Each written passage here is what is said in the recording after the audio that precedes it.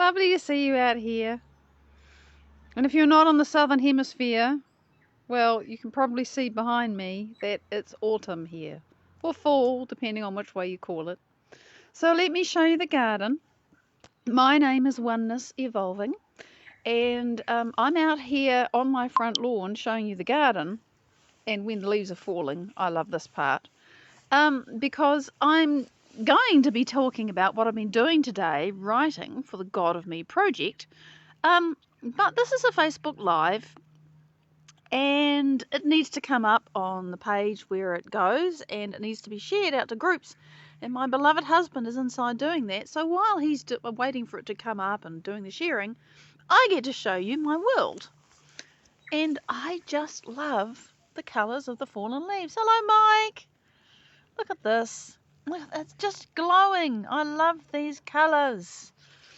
And every year they come, I can look up at the tree and the tree is fabulous, but it's a bit harder to see the colours because the sky's behind them. But there you go. And it's cold out here, but it's beautiful and it's calm and nothing's really moving. And the tree is the highlight of the garden, and of course the magnolia. Oh look, you got to see this one. Green and gold. It's like every single leaf is just some kind of colour magic. There's a red one and then an orange one. I just don't get tired of these colours. So the magnolia isn't quite as spectacular as the cherry, but I still love what these leaves do. They go brown and sort of mottled and they fall off. And they carpet the ground. And the most exciting thing for me over the weekend, well, one of them, was actually getting in here. You can't really tell, but there's been an invasive plant that I planted. It didn't get in here by accident, but I could control it for many years, and then the climate changed and trees grew, and then it started to explode. So I have just been removing it, and that's all that blank soil. And it's all a bit chaotic here because the garden's changing, because that's what happens as trees grow. But we still have beauty. I mean, look at the leucalia. I love these leaves. I love the detail of them. I know I say it every time. There you are. You can finally see it sharp. They are just beautiful. Huge leaves, about the size of my hand. There's my hand. Big, right? And the cherry tree's got big too. I planted this cherry tree, but I can't tell you how many years ago. It's now most of a foot wide. So, it's getting up there. And there is what it looks like from underneath. It's just beautiful out here. So let me show you a few flowers and then we'll go inside and I'll tell you what I've been writing today. Oh, they're a bit battered, aren't they? It's nearly midwinter here now. We've got another, 3-4 weeks, and then we're at the shortest day, and then it all turns around again. So those are fuchsias. There's those ones over there, but we'll look at these ones here. Oh, look. You don't normally get to look inside. Come on, focus. Look at that. It's got split. And now you can see inside the flower, which I find that rather fabulous. So, it's magic. I love these. With the orange centres and really vermilion pink. Hello, Chamara. It is beautiful to see you. We're just out here. Look, there's the sun in between the apple twigs. Just out here enjoying the autumn colours. I love this. I have not seen this tree in autumn before. It's the first time it's really done this for me. And I'm loving the colours. So, yeah, there's always something going on. This trusty aucuba, I'm going to dig out soon. It's just getting old. That's why it's got brown all over it. But it's bits of it is still healthy, but it needs to go now. I need the space for something else. So enjoy this, because it might be the last time you see it. It's another on the back lawn, in the back garden rather, and this is coriander that's running to seed. There it is over there, running further to seed, but this is a new plant. I got to clean this whole area out as well. It's very weedy, but you got to have something to cover the ground, and for a while I didn't have anything to cover the ground with, so weeds it was. And you may remember that this explodes into colour in spring. So at the moment it's exploding into colour and it's green, and it's going to be really nice because I fertilized it. I realized that the flowers were all streaky because I didn't have enough food. So most of this is another big bulb bed. This is just sort of, things that I haven't cut down because I've been too busy. But we have little violets. Well, they're violets actually. And these are edible, which is actually why I planted them, but also they're very beautiful. And they're coming up, and the feverfew, and this marigold, I mean, you can tell it's a bit old, right? But look, we have babies. So I'll take the old one out soon. So it's lovely to see you all jumping on. That tells me that the video's been shared and you're seeing it. So I'm going to go inside and tell you what I've been doing now. It's been a good writing morning for God of me. So let me talk to you about how it is that you managed to spend 5 years in hypnosis. Who knew? I didn't until I learned. And learning about ourselves is always really good, because when you know more about yourself, well, then you have more ability to change things. Okay. Oh, I'm going to put my feet up. Why not? I'm in my lounge. I should be able to put my feet up. It is lovely to see you too, Shamara. It's been yonks. I was just posting replays for a long time, and then I connected with this vision, and then I had to carve out time to do it, and that took me a surprisingly long time. It was quite hard. And now here I am actually doing it. So I'm just trying to get this camera more or less in the right place. I have a very deficient little stand that just does it as long as I hold it just right. It's like I gotta hold my mouth the right way and then it'll do the thing. So here's my little notepad of list of songs I think I'm going to talk about with you. So today we've been talking about brainwaves, right? If you've watched the last few, I've been explaining delta brainwaves. Delta brainwaves, they're what your brain makes when you are asleep. They are slow. And they're also what babies' brains make for about the first 2 years of their life. So even when a baby, a newborn baby or a baby up to about the age of 2 has got its eyes open, it's pretty much asleep. And that's why they sleep so much, because the brain is running really slow. And if you want to learn more about that, then go to YouTube and check out the replays. It's much easier to find there than on Facebook. Or jump over to my God of Me Patreon, and you'll find all the videos there, and and other goodies as well. And you can follow me for free on Patreon, or you can support me and help this project come to life. You can find out what it's about and who I'm doing it for. And really, it's about empowering people to know how to make themselves work better. Because for a long time, I didn't know how to make myself work better. And, if I didn't have the information that I'd learned now, I know who I'd be and how my life would be. And it was not much fun. So, this is my dream, is to make this information available to more people who just don't have access to it in any other way, because maybe all they have is a cell phone, maybe all they have is that, and obviously I can't get information to everybody for free, but there are people who just have they have a cell phone, but they don't have a bank account, they don't even have identity papers. So why should they go without the ability to change their lives if they really want to? That's my thinking. So we've been talking about brainwaves because we've been talking about the unconscious part of ourselves which gets in the way when we want to change something.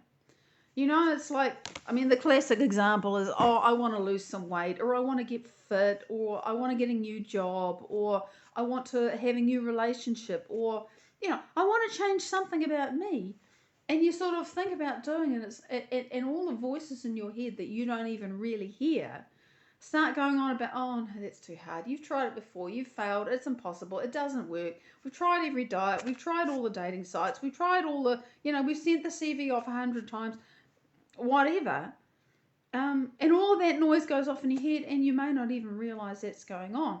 But underneath the noise in your head, there are usually deeper things running that we're not even aware of. And the problem is that the stuff we're not aware of, which is memorized in our body, is not in our conscious mind, the thinking part of us. That's the 5% of us that we are aware of. The other 95% of us is automatic, it's programmed, it's unconscious, it's subconscious, and it's in our body mind. And so when we want to change, we have to have some way to change our body mind. We can't just change our mind. We've got to change our body mind. You've got to have your body and your brain working together. Otherwise, you just, it doesn't happen. And I was like that. I just had no way to get my body and my brain working together. So I wanted things, and I wanted to feel better, and I wanted to do this and I wanted to do that. But I didn't understand this stuff. So I didn't understand that 95% of who we think we are is memorized and we're not conscious of it. And a really big chunk of that goes in before we're 7 years old. And it does that because it has to. Because we have to get born and learn how to be humans as quickly as possible. Just like, a horse is born and the foal is up and running within moments because they have to survive. Humans, when a little baby is born, the brain is in a state where it's absorbing information really, really quickly because the brain is slow. The brain is in delta. They're asleep with their eyes open. And that in delta, information just pours in, and they need that to happen because there's so much to learn. And then this is where we're up to now in the writing. And theta is the next sort of, the next range of brainwave activity. Delta's really slow. Theta's a bit faster. Theta is what happens when you wake up in the morning. You're asleep, and then you just start to wake up, and you're still in the middle of your dream, and nothing's really real, and you're just right in between worlds. That's theta. And unless you're doing shift work or you're pulling 24 hours or whatever, which I hope you wouldn't because it's really not very good for you, you wake up in the morning and you go through theta, from delta to theta, and then you go up into higher brainwave states. And then at night time, when the sun goes down and the lights get turned down, hopefully, you're not just in the same amount of light as you are during the day when the sun's out, the brain notices, oh, it's got dark. It must be time to sleep. And so because there's less light, the brain notices and it starts to slow down out of the faster brainwave frequencies that I'm not talking about yet, which our brains are in when we're busy during the day, doing stuff. Brain's busy doing things and processing information and dealing with people and tasks and problems and challenges and having a good time and everything. And the brain's working quite fast, but when the lights go down or the sun goes down and there's less light, our brain notices and we start to get sleepy, we relax, we go to bed, we relax some more, and again we pass through that half asleep, half awake state that is theta before we conk out and we're in delta and we're asleep again. So twice a day we're in theta. Now the reason why I can say that you spent 5 whole years being hypnotized is because theta is the brainwave state that hypnotists aim to get their clients into so that the client is able to receive new information. Hi, Spencer! That hypnotic state, which is theta, the brain is really relaxed. You're half asleep and half awake. The body's really relaxed. In fact, the body is asleep. The body's still. The body's sort of, gone bye-byes and like, The brain's still awake. The body's asleep. That's theta. And in that state, with your agreement, hopefully, or, if you've agreed to be in one of those comedy shows and the hypnotists, they pick people who are suggestible, and that's a whole nother thing. But when you're in theta, you're very suggestible, and they can just tell you things and you do them because your analytical mind that was disagree and say, no, I do not want to pretend I'm a chicken in front of 2,000 people, is not there. You're in theta. That's hypnosis. But when a person, for example, wants to stop smoking or wants to get over a trauma and they go to a clinical hypnotherapist, the hypnotherapist brings them down, helps them to relax and puts them into a state of theta so that they can actually implant a new suggestion. Hi, Laurie! This is just where this word suggestibility comes from. They can tell that person different information, and because the brain is running in this theta state, they're aware, but their body's very relaxed, and the information goes right in. And that is why, if a person is suggestible enough, and suggestibility is a lot to do with the balance between how thinky and analytical you are and how imaginative you are. I'm not going to go there because I'll go off on a tangent. And if the person is suggestible enough, they can stop smoking in a day, or suddenly get over a traumatic event, or even heal their body. All of those things have happened with clinical hypnosis, with somebody who knows what they're doing, and a client where there's enough trust and they relax and they become very suggestible. It can happen. So that's in theta, right? That's what a hypnotherapist does, is they put a person into theta and they can implant a new suggestion into that person's unconscious mind, which when they come back out of theta and they wake up and their brain goes faster and they get on with their day, it's been implanted in there. It's in their body mind. It's unconscious. And they just find that they behave differently. And that's true. That can really happen. So here's the thing. Between the ages of about 2 and 7, we are in that state all the time. All the time. So everything, just like when we were in Delta from the ages of, newborn to about 2 years, and, it isn't like you suddenly turn 2 and there's a switch flicks in your brain and says, oh, I'm going to go from Delta into Theta now. What happens is we're having so many more experiences and we're moving around and we're doing stuff and we're trying things out and we're meeting people and we're learning to talk and we've got wheels and we're walking around and we're jumping and running and, and our body's developing. So we're having more experiences. There's more sensory information coming in.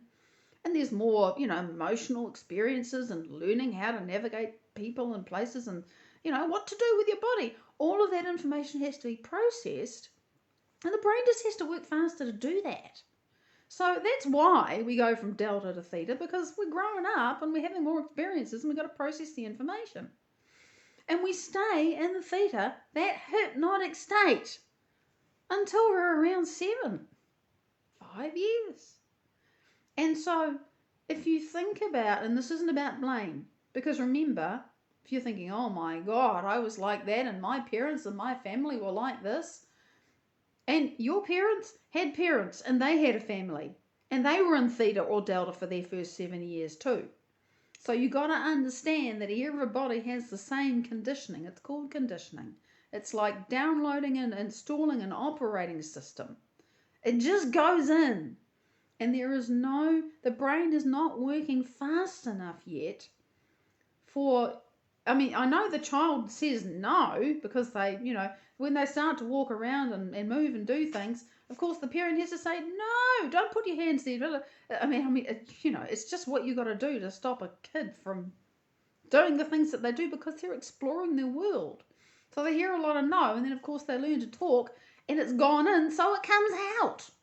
So all of the attitudes and the behaviours that we absorb from our parents just go in and they just come out and we don't know why. It's why the child that was terrorised by perhaps an aggressive parent, when they're in the same situation as the parent themselves, find that they become aggressive, and it's like, why am I doing this? Because there's a program. And they don't understand that it's in their body. It's programmed implicitly in the brain. And it just runs when the triggers. It doesn't matter that the roles are reversed. They recognize the situation. And, if it's that their child is now like they were, and the brain goes, oh, I know how this works, except now I'm the big person. And before they know it, they're doing the very thing that happened to them when they were small. Because it's a program. And so that's just what we have to understand about ourselves, and it's not about blame. And it's also not about saying, oh, well, this is the reason why I am the way I am, and I can't change it. The whole point is that if you understand that these things happened when you were in Delta and Theta, and they were recorded by your brain, right? And laid down as memories in your chemistry. Remember, the receptors in your cells change if they get the same kind of chemistry over and over and over again. Your cells change to accommodate that. It becomes normal, and so your cells change to accommodate normal. And that's fine, but if normal has been stress for you, and your body after 7 years is used to being stressed, what happens? You keep going through your life seeking more stress even when you don't consciously want to, because your body has a chemical set point. and you got it before you were 7. So if you understand that, then at the very least you understand, oh, I see. There's stuff programmed and memorized in my body and in my brain that I don't remember, and I don't know because I didn't have the kind of brain that would even make a conscious memory. Everything was just being uploaded as an operating system. It's just all in there. Somehow I have to find a way to change that and to understand that maybe this is the reason why, with all your will and desire and your trying and the 50 ways of doing it, you haven't succeeded. It's not because you're weak-willed or useless or can't do it. It's because you just don't know how. And that was me, really. Except I'd kind of given up. It's like, what do you mean I can change how I feel? Are you joking? What do you mean affirmations? If I would think about an affirmation, I'd just get angry. Because there was so much in me that said, no, that's not true. That, I would affirm to myself, my body would affirm to me unconsciously, no. Those words you're saying with that 5% of your conscious mind, get real. On what planet? This is how I feel, and this is the truth of it, because it's just always been like that and always will be. And when I start to feel feelings like that just kick up and disagree with something I'm thinking, I know that I'm up against something that's memorized and unconscious in me, and I have to change that. Right? It's different. You at least realize, addictions and compulsions and obsessions and all of those things that we just think, oh, what's wrong with me? Why can't I change this? This is part of the reason why. It's physical and it's neurological, but you can change it. And I'm not talking about solutions right now. I'm just talking about this is how it works, folks. And I'm being very basic and I'm keeping it very simple, and I think that's important. But this is the truth about us. And if we understand the truth, and if you don't want to wait for me to write my version of what I think, how you can do something about it, just go and check out the work of Dr. Joe Dispenza, because he is the guy that back in, 1986, made a big choice and healed his own spine from 6 compressed vertebrae without surgery, and they said, you'll never walk again, and the rest is history. He is unpacking how this works and how we can change. And his work has changed me so much that I've got inspired to share it with people who can't afford $10 a month because they don't even have a bank account, never mind a credit card. That's where my visions come from, because it's been so vital and so life-changing for me. So this is why I'm unpacking it. This is why I'm writing it one Wednesday morning at a time, because that's all the time that I really can put aside for it. But it's better than sitting on my ass and saying, oh, well, I don't have time. I'm just doing what I can. So this is the story. This is God of me. This is what we're up to. And I'm going to be writing more about theta because I thought about it. Hang on a minute. I've written some notes here. Oh, there's a lot I haven't talked about, but this is really the deal of why theta is important, and that's what I most wanted to explain to you. The biggest challenge that I have in the writing at the moment, because I've explained to you what theta is about, as a grown-up. You go to sleep, you wake up, you pass through theta. Oh, it's like hypnosis.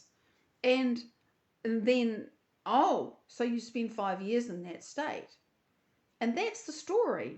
But actually writing that clearly without skipping any steps, because there's a whole lot that you can jump over when you're talking. There's assumptions that you make because you know enough of, we probably both, we speak the same language, and we probably all live in a house and live in a place where there are credit cards and there are businesses and there are governments and stuff. But imagine explaining all of this to somebody who lives in a mud hut. I mean, that's who I'm thinking of. And they have no technology except for the phone, because just about everybody has a mobile phone these days. They may have nothing else, but if they have a phone, then they can have access to information. So I can't make any assumptions, and there's a whole bunch of assumptions that I can make when I'm speaking to you. But when I'm writing for them, I can't. I have to break down every single thing and step it out. And something that I've started doing for my patrons is, and I'll do this on Fridays, like I do this on Wednesday, and on Friday evening I have a slot where I'm starting, because I've decided I want to do a little bit more, and it's taken me a while to figure out something that's sustainable for me. Because it's got to be sustainable for me, because I don't have that much free time. I can't just ramp it up, because then that's not fair on me. So I've decided that every Friday evening I'm going to print out the bit that I've written and read it.